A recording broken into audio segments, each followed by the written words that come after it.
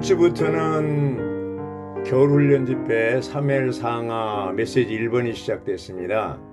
메시지 1번의 제목은요, 사무엘기 상하의 중심 사상과 사무엘기 상하에 계시된 신성한 삼일성입니다. 사무엘기 상하에 계시된 중심 사상과 신성한 삼일성, 이렇게 얘기할 수도 있겠습니다. 중심 사상, 신성한 삼일성. 메시지 1번이 제목이 주어졌는데, 란영재님이 메시지 1번을 전하면서 결정 연구가 1994년에 이제 끝났지만, 라이프 스타디가 끝났지만, 그런 라이프 스타디 요약이 아니고 이 아주 새로운 각도에서 내재적인 본질 안으로 들어가는 거라고 했습니다. 라이프 스타디는 생명의 관점에서 성경을 해석한 것이라면, 결정 연구는 하나님의 경륜의 입장에서 성경을 보는 것이라고 할 수가 있겠습니다. 근데 여기 이제 중요한 게 중심 사상, 사무엘상의 중심 사상이 뭐냐, 또 사무엘상에 계시된 신성한 삼일성이 뭐냐, 이것에 대해서 먼저 좀 교통을 하겠습니다. 사무엘상의 중심 사상은 하나님의 경륜이 성취되려면 사람이 하나님과 동역해야 한다는 것이라고 했습니다. 여기서 동역해야 한다는 것은 하나님께서 사람의 제안을 받으신다는 것이죠. 그래서 메시지 보면은 2인 3각, 2인 3각 경주라는 게 있죠. 다리를 이렇게 묶어서 이렇게 두 사람이 한쪽씩 다리를 묶어서 하는 경주인데, 하나님과 동역한다는 것은 하나님과 사람이 묶인 상태를 얘기한다고 했습니다. 그렇기 때문에 하나님의 제안을 받는 것이죠. 하나님의 제안을 받는다는 것은 무엇을 의미하냐? 하나님의 백성들이 죄악 때문에 제안을 받으신다는 것을 의미한다고 했습니다. 이사야 59장에. 또 마가복음 6장 5절에 보면 고향에서 가버나움에서 예수님은 아무런 능력도 행할 수가 없다고 했습니다. 그 불신 때문에. 그러므로 이렇게 그 제한을 주는 것은, 하나님은 무한하지만 능력이, 사람이 어떤 그 하나님의 능력을 행할 수 있도록 열어드리질 않고 오히려 방해를 하는, 제한받게 하는 그러한 상태를 얘기하고 있습니다. 그런데 여기 이제 그 하나님의 경륜은 또 뭐냐? 하나님의 경륜은 하나님께서 신성한 삼일성을 통해 그분 자신을 그분께서 선택하신 사람들 안으로 일해 넣으시는 것이라고 그랬습니다. 신성한 삼일성은 하나님의 경륜에서 매우 중요하고, 하나님께서 삼일이 아니시라면 그분의 피조물인 사람 안에 도달하시거나 사람 안으로 들어오실 수가 없다고 했습니다. 신성한 삼일성은 구약과 신약을 통해 계시된 그림이라고 했습니다. 자, 이제 우리가 지난 수수감사절 메시지 6번까지 누렸는데 거기에 신성한 삼일성을 얘기했잖아요. 그래서 이 신성한 삼일성은 성경 전체의 내재적인 구조라고 그랬습니다. 구조. 구조가 중요하죠. 신약에서는 마태복음 28장 19절이나 고린도후서 13장 34절에서 보면 아버지 하나님, 아들 하나님, 영 하나님, 삼일 하나님, 신성한 삼일성에 대해서 나오잖아요. 거기서 이제 명시하고 있는데, 건물에서 볼 때요, 철골은 보이지 않습니다. 구조는 보이지 않지만 기본 구조는 철골이듯이 성경 전체의 기본 구조는 신성한 삼일성이라는 거죠. 보이진 않지만. 그래서 이 66권 성경 전체의 기본 구조가 바로 신성한 삼일성이고, 사무엘 상하의 기본 구조도 신성한 삼일성이라는 것을 우리는 인식해야 된다는 것이죠. 그리고 여기 이제 보면은요, 로마자 1번에 보면 사무엘 상하의 중심 사상은 뭐라고 그랬어요? 하나님의 경륜이 성취되려면 사람이 하나님과 동역해야 한다는 것, 곧 육체되심의 원칙이라고 그랬습니다. 자, 보이지 않는 하나님, 시간과 공간 밖에 있던 하나님께서 2000년 전에 이 육신을 입고 나타나신 분이 바로 예수 그리스도이십니다. 예수님은 어떤 분이에요? 신성과 인성을 가지고 있는 하나님 사람으로 이 땅에 오셨습니다. 그래서 이 중심 사상이 바로 하나님의 경륜을 성취하려는 것이고, 또 사람이 하나님과 동역하려면 바로 이 육체되심의 원칙 따라 동역을 해야 된다는 것이죠. 삼위 하나님이 나타나심이 바로 표현이 예수님이듯이 그분이 죽고 부활하셔서 영이 되셔서 생명 주는 영이 되셔서 우리 안에 들어오셔서 우리와 하나 됐잖아요. 이 하나 되는 것이 신성한 삼일성이 계속 우리 안에 그분의 요소와 본질과 이것을 주입하고 넣으셔서 우리로 하여금 바로 이제 삼일 하나님의 어떠함처럼 그 신성한 분량에 도달하도록 하는 것이 하나님의 공급과 역사인데, 여기 1일자에 보면은 로마서 5장 11절이 있습니다. 한 사람의 범죄로 말미암아 죽음이 그 한 사람을 통하여 왕노로 했다면, 그 사람이 죄를 졌잖아요. 선악지식의 나무의 열매를 먹고 그 뒤에 사탄이 우리 안에서 왕노릇 해왔었어요. 은혜를 넘치게 받고 의의 선물을 넘치게 받는 사람들은 더욱 한 분 예수 그리스도를 통하여 생명 안에서 왕으로서 다스릴 것입니다. 자, 이제 생명 안에서 왕으로서 다스리게 된 것이죠. 바로 이 사무엘 상하나 또 사사기 룻기 여호수아 이런 모든 것들이 다 뭐예요? 좋은 땅이신 그 측량할 수 없는 그리스도의 풍성인 가나안 땅에서 그 땅을 얼마나 체험하고 누리느냐, 이것이 이제 관건이거든요. 근데 사무엘 상하에서 이제 중요한 인물이 뭐예요? 사무엘이 나오고 또 누구 나와요? 한나도 나오고 또 엘리도 나오고 또 사울도 나오고 다윗도 나왔는데, 이러한 인물들이 뭐하고 관계되냐 하면 좋은 땅을 주님이 이제 가나안을 정복하고 할 땅에서 분깃을 나눠줬어요. 각 지파별로. 근데 거기에서 그 땅을 얼마나 누리느냐에 따라서 이제 말하자면 가나안 땅에서는 이제 솔로몬 성전을 건축하잖아요. 물론 광야에서는 성막을 건축했지만, 그래서 이 성막이나 또 솔로몬 성전이나 다 그 성전 건축이 거기에 삼일 하나님의 어떠함이 다 들어있다고 그랬습니다. 근데 이제 그 좋은 땅이신 그리스도를 먹고 마시고 누리고 체험하면 그 결과가 뭐예요? 성전 건축이거든요. 그러니까 사탄은 뭐예요? 이런 좋은 땅인 그리스도를 누리지 못하도록 방해하고 있습니다. 방해하고 있어요. 자, 그러면 이제 사무엘 상으로 들어가서 1절에 보면요.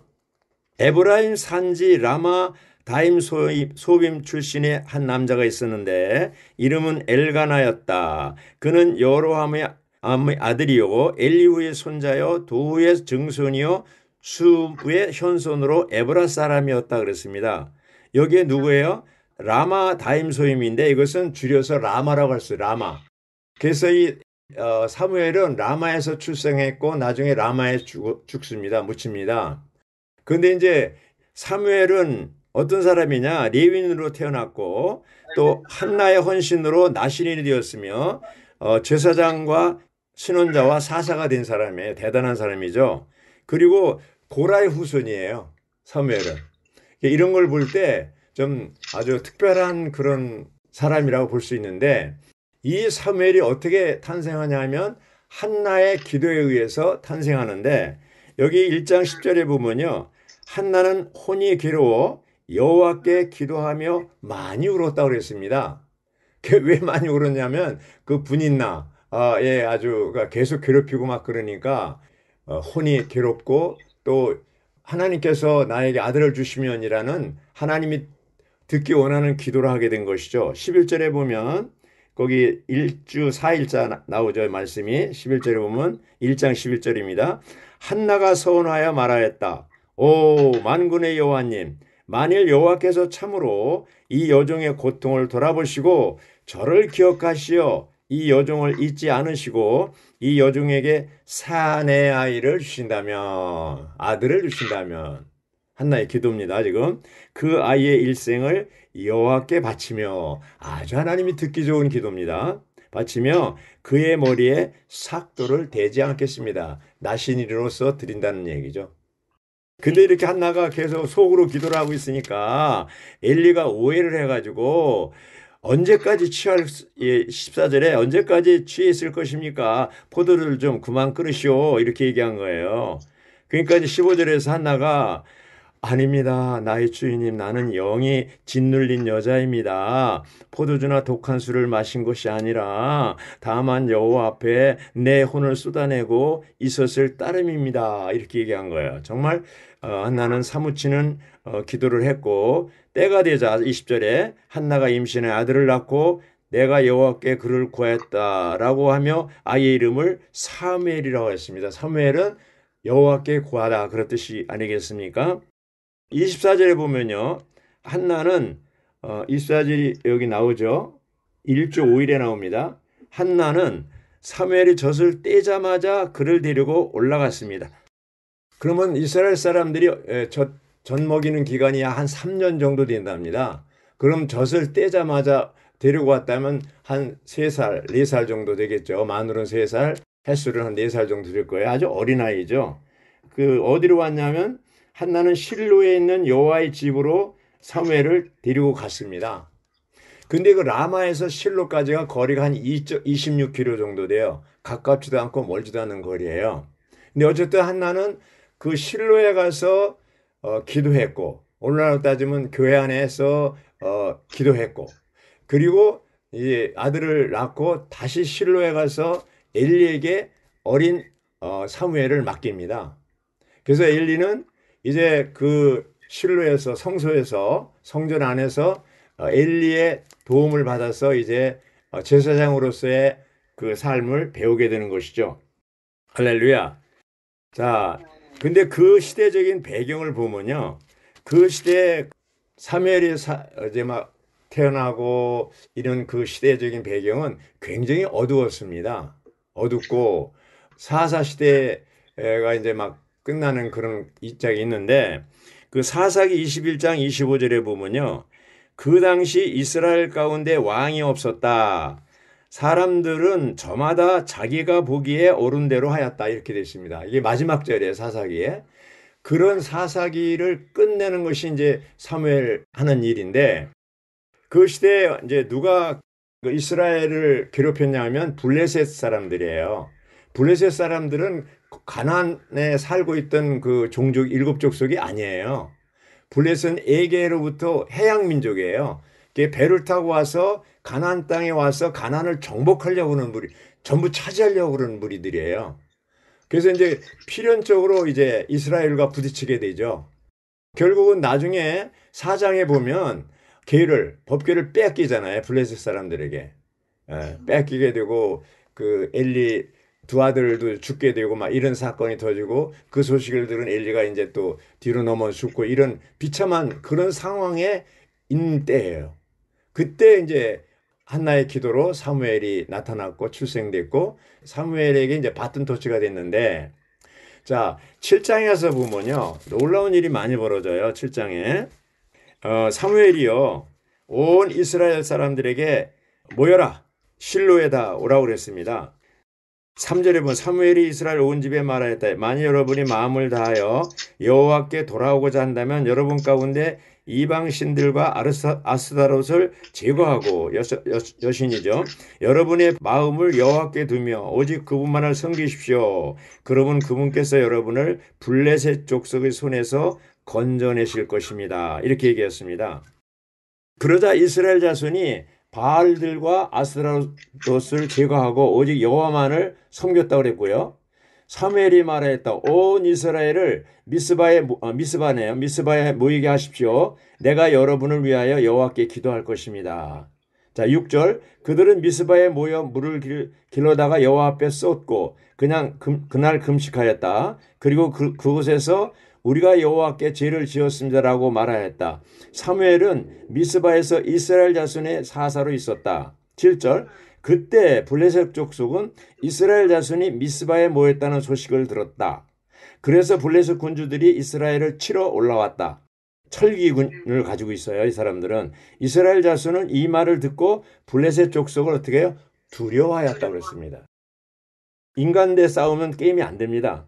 8절 이스라엘 자손이 사무엘에게 말하였다. 우리를 위하여 여호와 우리 하나님께 부르짖기를 멈추지 말아 주십시오. 그러면 여호와께서 우리를 블레셋 족속의 손에서 구원하실 것입니다. 사무엘에게 기도를 부탁한 거예요. 블레셋이 쳐들어온다 그러니까. 왜냐하면 법궤도 빼앗기고 아주 비참한 상황이죠. 사무엘은 아직 젖을 떼지 않은 어린 양을 잡아 온전한 번제물로 여호와께 바쳤다. 사무엘이 이스라엘을 위하여 부르짖는 기도를 했죠. 여호와께서 사무엘에게 응답하셨다. 놀랍습니다. 10절 사무엘이 번제물을 바치는 동안 블레셋 족속이 이스라엘과 싸우기 위하여 접근하였다. 그러나 그날 여호와께서 큰 천둥 소리를 내시며 블레셋 족속을 혼비백산하게 하셨고 어떻게 했어요? 천둥 소리를 꽝 해가지고 혼비백산하게 하셨고 그들은 이스라엘 앞에서 패배했다. 11절 이스라엘 사람들이 미스바에서 나아가 멀리 벳갈 아래까지 블레셋 족속을 쫓아가 쳤다고 그랬습니다. 쫓겨났어요. 블레셋이 지금 패배한 거예요. 12절 사무엘은 돌 하나를 미스바와 센 사이에 세우고 여호와께서 우리를 여기까지 도우셨다라고 말하며 그 돌의 이름을 에베네셀이라고 불렀다. 13절 제가 이제 이 내용을 읽은 것은 13절 때문에 읽었습니다. 이렇게 하여 블레셋 족속은 굴복되었고 더 이상 이스라엘의 영토를 침범하지 않았다. 사무엘이 살아있는 동안 여호와의 손이 블레셋 족속을 대적하셨다. 언제 동안? 사무엘이 살아있는 동안. 놀랍죠? 놀랍습니다. 자, 사무엘은 어떤 사람입니까? 그는 나면서부터 나시린으로 태어났죠. 그리고 제사장으로서 또 신원자로서 또 뭐예요? 사사로서 이렇게 하나님을 섬겼습니다. 그런데 사무엘은 뭐야? 왕은 아니었습니다. 여기 그 이스라엘 백성들 보면요. 사사기 끝에 가서 보면 뭐라고 그랬어요? 그 당시 이스라엘 가운데는 왕이 없었다고 그랬어요. 왕이 없는 게 아니라 있었어요. 누가 왕입니까? 하나님이 왕이셨어요. 근데 그들은 하나님을 왕으로 두기를 싫어했어요. 그래서 사람들은 저마다 자기가 보기에 옳은 대로 행하였다. 이렇게 된 거예요. 그것이 이스라엘 사사기의 결론이에요. 오늘날도 똑같습니다. 오늘날도 사사 시대와 똑같다는 게 뭐냐면 다 자기 소견대로 자기가 옳은 대로 행하는 거예요. 자, 그러면 사무엘은 어떤 사람입니까? 나신으로서 헌신하고 또 제사장으로서 하나님 섬기고 또 신원자로서 사사로서 이렇게 다스렸지만 사무엘은 왕이 아닙니다. 그럼 왕이 누굽니까? 여호와 하나님이 왕이셨어요. 철저하게 사무엘은 여호와 하나님을 왕으로 모셨기 때문에 그 시대에 그 강력한 블레셋 족속이 대적할 수가 없었어요. 사무엘이 살아있는 동안에는. 그럼 누가 지켜줬다고 그랬어요? 여호와의 손이 이스라엘을 지켜주셨다는 것이죠. 그런데 그 이스라엘이 하나님을 왕으로 모시기 싫으니까 우리에게 왕을 달라고 기도했어요. 그러니까 이 사무엘은 지금 왕을 모시고 신정 정치를 하고 있는데 왕국이라는 게 뭡니까? 하나님이 다스리는 영역이에요. 지금 사무엘이 살아있는 동안에는 하나님이 다스리는 왕국으로서 신정 정치를 하고 있는 거예요. 그런데 이 이스라엘 백성들이 왕을 또 요구한 거예요. 어떤 왕? 인간적인 왕을 요구한 거예요. 그래서 하나님이 첫 번째 누굴 줬어요? 사울을 왕으로 세웠어요. 한번 고생 좀 해봐라. 예. 근데 사울은 뭐예요? 왕이신 하나님을 대표하는 인물이잖아요. 사울은 자기가 왕이 아니에요. 그런데 이 사람이 이제 진짜 왕인 것처럼 착각하고 마음대로 자기가 한 거예요. 마음대로. 하나님 말씀 무시하고 마음대로 한 거예요. 결국 어떻게 됐어요? 하나님의 버림을 받고 죽게 되죠. 그런데 그 다음에 두 번째 기름 부음 받은 다윗을 세웠을 때 다윗은 철저하게 하나님을 왕으로 모시고 살았어요. 그래서 다윗은 싸울 때마다 항상 여호와 하나님께 물어봤어요. 주님, 칠이일까 말리일까? 그럼 하나님이 작전 참모처럼 앞으로 가서 공격해라, 돌아가서 공격해라. 그래서 백전백승했어요. 다윗은 자기 왕국이 없었어요. 다윗은 철저하게 하나님 중심으로 살았어요. 그런데 사울은 뭐예요? 군주국. 자기를 위해서 살았어요. 자기를 위해서. 자기 아들 요나단을 위해서 뭔가 지금 하고 있는 하나님의 왕국에 대해서 관심이 없었어요. 주회복의 역사를 볼 때 배역하는 사람들, 이런 회복을 떠난 사람들 특징이 뭡니까? 야심이에요. 자기 왕국을 세우고자 하는 그러한 야심, 하나님을 왕으로 삼지 않은 사람들이에요. 심지어 어떤 형제는 대개 사람들이 목사의 길을 가다가 형제의 길을 가기 위해서 회복에 돌아오는데 어떤 형제는 형제의 길을 가다가 목사의 길을 가고 있는 사람이 있어요. 그게 뭡니까? 자기 왕국을 세우려 군주국으로서 사울의 길을 가는 거죠. 사울의 길을 가는 거죠. 자, 여기 이제 문제가 있습니다. 사울의 길을 가느냐, 다윗의 길을 가느냐, 이겁니다. 워치만 형제님이나 위트니스 형제님이 귀한 것은 그분들은 자기 왕국을 세우지 않았어요. 철저하게 하나님의 목적대로 살았어요. 철저하게 그리스도를 중심 삼고 그리스도의 몸을 건축하는 것을 목적으로 삼고 모든 메시지는 다 하나님의 경륜에 대해서 그리스도의 몸을 건축하는 것에 대해서 말씀했어요. 자, 자매님들, 사울의 길을 갑니까? 다윗의 길을 가시겠습니까? 다윗의 길이요. 할렐루야. 아멘. 예, 다윗의 길을 가야 됩니다, 우리는. 예. 아멘. 그래서 우리는 이러한 오늘 이 메시지 가운데 중요한 것이 뭐냐 하면 그리스도가 우리의 왕이잖아요. 우리가 왕이 되서나 우리는 왕에 의해서 위임받고 이제 왕을 따라서 사는 사람들일 뿐이지 우리가 왕이 아니에요. 우리는 제사장도 될 수 있고 신원자도 될 수 있고 이제 사사도 될 수가 있지만 그러나 우리가 왕은 누구예요? 그리스도가 신성한 삼일성이 우리의 왕입니다. 신성한 삼일성이 우리 안에 들어와 오셔서 하는 일이 뭡니까?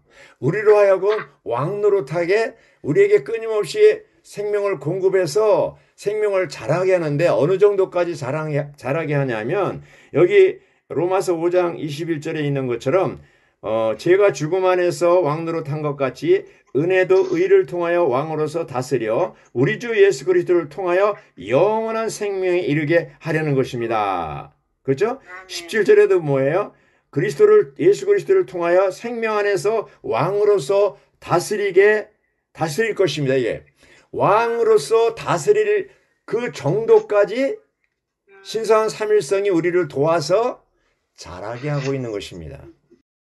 자, 묻겠습니다. 자매님들은 지금 예수 그리스도를 통해서 공급받아서 왕으로서 다스릴 정도였습니까? 아니면 맨날 의도 터집니까? 사탄한테. 아까 소회의실을 나눠서 이렇게 교통할 때 한 자매님이 자기는 너무 자격이 없고 형편없어서 맨날 주님 앞에 죄송스러워서 나아갈 수가 없다고 이렇게 교통을 하시더라고요. 속으로 그 자매님한테 이렇게 표현해서 어떨지 모르지만 그거는 자매님이 죄송한 게 아니라 자매님이 교만해서 그렇다. 아직도 자아에서 벗어나지 못했기 때문에 그렇다.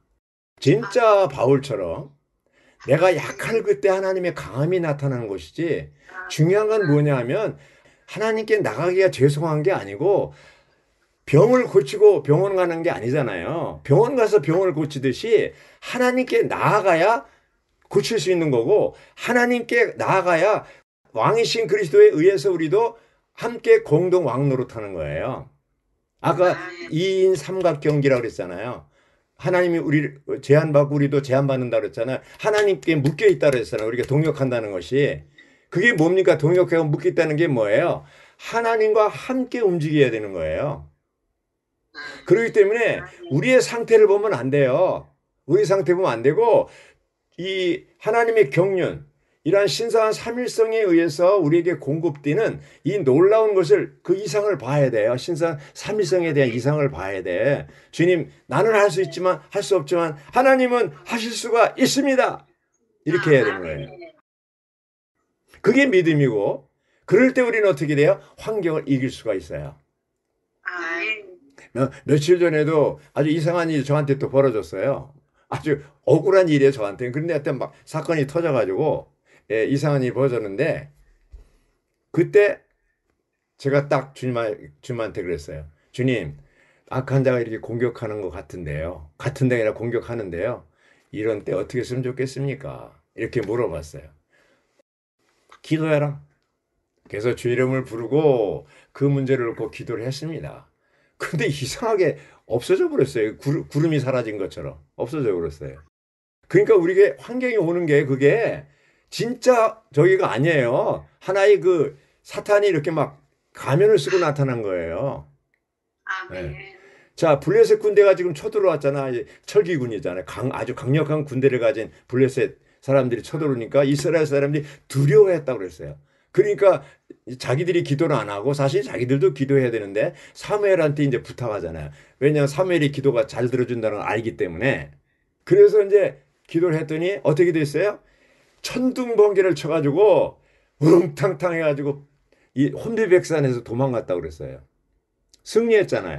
그러면 누가 이 블레셋을 막았습니까? 여호와 하나님께서 하신 거예요.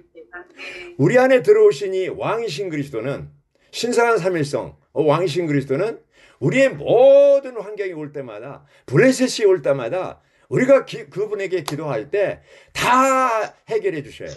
그걸 체험해야 돼요. 두려워할 필요가 없어요. 코로나 바이러스 전염병이 지금 뭐 계속 변종 바이러스가 나타나고 언제 끝날지도 모르고 답답해요. 또 개인적으로도 어려움이 있어요. 이게 한나처럼 아주 그냥 너무 괴로워가지고 기도하면 많이 울었어요. 자매님들 잘 울잖아요. 답답하면. 우는 것도 좋은 거예요. 나쁜 건 아니에요. 예. 울어야 돼요. 기도하면서 울어야 돼요. 울어도 기도하면서 울어야 돼요. 그럴 때 우리 안에 계신 놀라운 진짜 왕이신 그리스도가 그 모든 환경을 다 해결하십니다. 천둥 번개를 쳐서라도 없애버리십니다. 그걸 믿으십니까? 하나님의 능력과 사랑을 믿으십니까? 그러므로 우리는 이 이스라엘 백성처럼 자기 소견대로 살아서는 안 돼요. 소견대로 살지 않고 왕 두기를 싫어해서 딴짓 하지 말고 사사기를 끝내버리고 나 자아와 육체를 끝내버리고 그리스도를 나의 왕으로 모시고 살아야 돼. 이미 우리 안에 왕으로 들어오셨어요. 그분이 우리의 왕이시고 제사장이고 신원자예요. 그 생명 우리가 이미 거듭났어요. 그 생명으로. 그럼 어떻게 됩니까? 우리가 그리스도와 함께 공동 왕로로 탈 수가 있는 정도까지 잘할 수가 있어요. 교회 생활은 뭡니까? 바로 생명이 자라는 곳이에요. 날마다 우리가 주님을 먹고 마시고 누릴 때 왕으로서 다스릴 수 있는 정도까지 자라게 되는 거예요. 여기 이제 1주 6일자에게 이 말씀 결론이에요. 6장 33절에 보면 다만 여러분은 먼저 그분의 왕국과 그분의 의를 추구하십시오. 예. 뭐를 추구하라고요? 그분의 왕국입니다. 그 왕국을 추구하고 그분의 의이신 그리스도, 왕이신 그리스도를 추구할 때 그 왕이 다스리고 있는 영역이 왕국이잖아요. 그리고 그 다음에 보면은 계시록 11장 15절 일곱째 천사가 나팔을 불자 하늘에서 세상 왕국이 우리 주님과 그분의 그리스도의 왕국이 되었으니 보십시오. 지금은 세상 왕국이 사탄이 다스리는 왕국이에요. 세상 왕국인데 이제 천년 왕국이 바뀌어지면 전환되면 뭐예요? 그리스도의 왕국으로 바뀌어지는 거예요. 그리스도의 왕국 천년 동안 그리스도와 왕 노릇하는 왕국, 그렇죠? 통치하는 영역. 그때 이제 그것이 바로 신정 정치가 이루어지는 거예요. 지금은 안 돼요. 지금은 교회 안에서만 이루어져야 돼요. 교회를 이루어지려면 우리 모두가 그리스도를 왕으로 모시고 살아야 돼요. 우리는 그리스도와 함께 다리를 묶인 사람들로서 함께 보조를 맞춰가며 동역하며 주님한테 모든 것을 묻고 기도하며 함께 전진해 나가야 돼요. 이렇게 좋은 땅이신 그리스도 우리가 먹고 마시고 누릴 때 그리스도의 몸인 교회, 왕국이, 성전이 건축될 수가 있는 겁니다. 아멘.